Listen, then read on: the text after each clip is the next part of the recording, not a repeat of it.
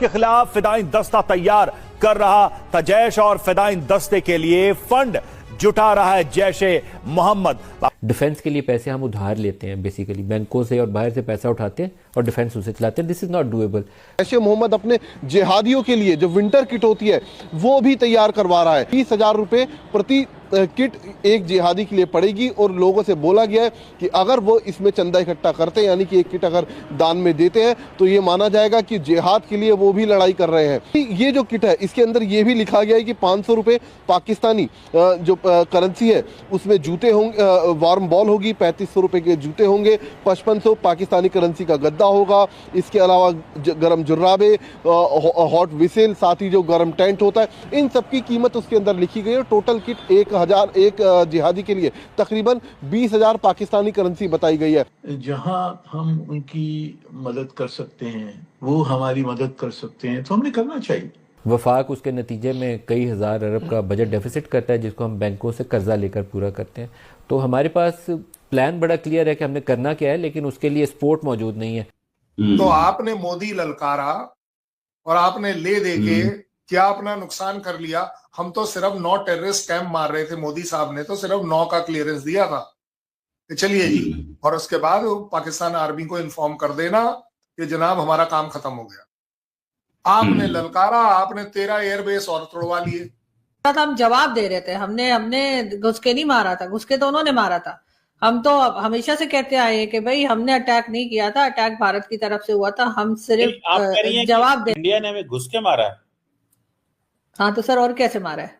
नहीं तो वो तो उन्होंने अपनी साइड से ही, अपने बॉर्डर पे ही अंदर रह के ही स्ट्राइक की ना, तो घुस के सर, तो मारा। मगर सर अगर जो स्ट्राइक भी की, जो उन्होंने ड्रोन थे या कुछ भी थे वो अंदर तो फेंके ना, वो जाकर वो मसूद अजहर बेचारा उसका घर उड़ा दिया आप लोगों ने, आप लोगों की वजह से। वो तो शुक्र है लगा वो बच गया। वो क्या भारत दोबारा अटैक करेगा? एक आप देख तो रहे हैं तैयारी, बड़ी केयरफुली क्राफ्टेड नैरेटिव वो बार बार दिए जा रहे हैं। अभी तक इनका ख्याल ये था कि 10 दिन की लड़ाई हम लड़ लेंगे, 10 दिन के बाद में कोई बीच बचाव करने आ जाएगा, पर कोई डिप्लोमेटिक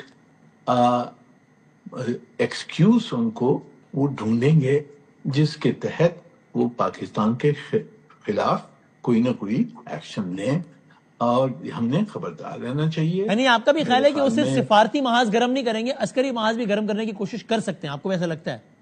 मैं कह रहा हूँ ठीक है, बिल्कुल मारा उन्होंने, लेकिन घुस के मारना तो होता है कि उन पाकिस्तान की टेरिटरी के अंदर एंटर होना। देयर इज अ डिफरेंस ना, कि एक होता है कि स्ट्राइक करना अपनी साइड से, वो घुस के मार, उसे घुसना नहीं कहते। घुसना होता है अंदर जाना और फिर वहां से स्ट्राइक करके वापस।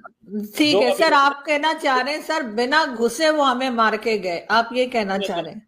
मैं तो ये कहूंगा, पाकिस्तान के फेवर में कहूंगा ये बात, भगवान ना करे कि ये बात प्रूव हो जाए कि ये अटैक हक साहब आपने कराया है। मैं आपको बड़ी सीधी ह्यूमैनिटेरियन वैल्यूज के ऊपर वार्निंग दे रहा हूं। हक साहब वो दो लड़के मोटरसाइकिल पे 85 जगह घूम रहे हैं, उनकी जो काउंटिंग है वो 23 टॉप टेररिस्ट मारने की हो चुकी है। 24 में आप क्यों बनना चाह रहे हो? अब मान के चलो, they will definitely start something. They will start something means ये लोग हम पे पहले अटैक करने की कोशिश करेंगे। Yes. Okay. Take it from me, it will not be a Sindoor type operation. We will keep our nerves under control and Pakistan will be forced to take action। ये होता दिख रहा है मुझे। अगर ये लाल किले वाली बात आपकी 1% भी सच पाई गई, ऑलरेडी जैश भगता फिर रहा है, वो ओन अप करने के लिए तैयार नहीं है कि हाँ जी हमने करवाया, अदरवाइज फटाफट ओन अप हो लेता है। आप नाम ले लीजिए हक का, क्या हक ने करवाया है, आप देखिए फिर उसके बाद क्या मजा आएगा। कि 71 लाइक सिनेरियो होगा, प्रेशर इन पर ट्रिमेंडस होगा, they will take the first action, और जैसे ही एक्शन लेंगे फिर इनके एक्शन का जो रिएक्शन होगा दैट विल बी वही चीज जो कि जल द्विवेदी ने 3 अक्टूबर को बोली थी गंगानगर में। This is what I see unfolding in the future.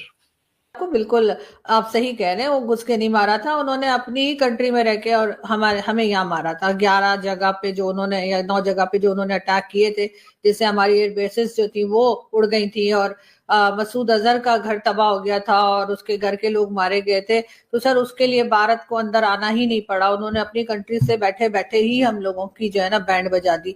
आप सही कह रहे हैं सर, आई वाज रॉन्ग, मुझे लगा था घुस के मारा है, लेकिन आप सही कह रहे हैं कि वो सर उन्होंने टेरर ग्रुप जो है, जो टेरर ग्रुप्स है उनके ऊपर अटैक किया था, ना सिविलियन पर अटैक था और ना ही फौज पे अटैक था, और ना ही जो हमने खजाने या गार्ड रखे ना ही उन पे अटैक था। तो सर उन्होंने बिल्कुल सही कह रहे हैं आप, उन्होंने भारत से बैठे बैठे ही इतना कुछ कर दिया था कि उसके बाद हमें भी जो है वो उठना पड़ा और हमने जो है उनके ऊपर अटैक किया, या जो भी मतलब जवाब में हमने जो किया। अमेरिका से जो उनको F-35 देगा वो हमने इंशाल्लाह वो सारे सिलसिले ठीक करने हैं, आप टेंशन ना लें, वो हमने चलाने करने हैं।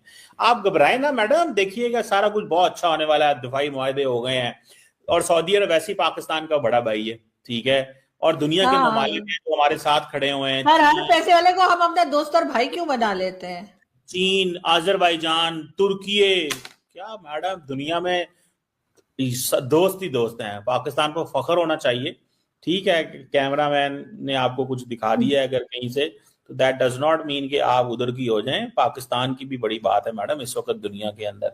नहीं सर, मैंने कब कहा पाकिस्तान की बात नहीं है, बिल्कुल सर, दुनिया हमारे बगैर चल नहीं सकती। दुनिया हमें बिल्कुल जो भारत कहते हैं ना आइसोलेट कर देगी, वो भी नहीं कर सकती, क्योंकि जाहिर है हमारे साथ कई लोगों के काम और पैसे फंसे में, तो सर हमें तो साथ लेके चलना ही पड़ेगा ना। नहीं जी नहीं, जिसके पैसे फंसे हैं उसको तो हम बिल्कुल भी कहीं दूर नहीं भागने देंगे मैडम, फिक्र ना करें, हम ऐसे नहीं होने देंगे।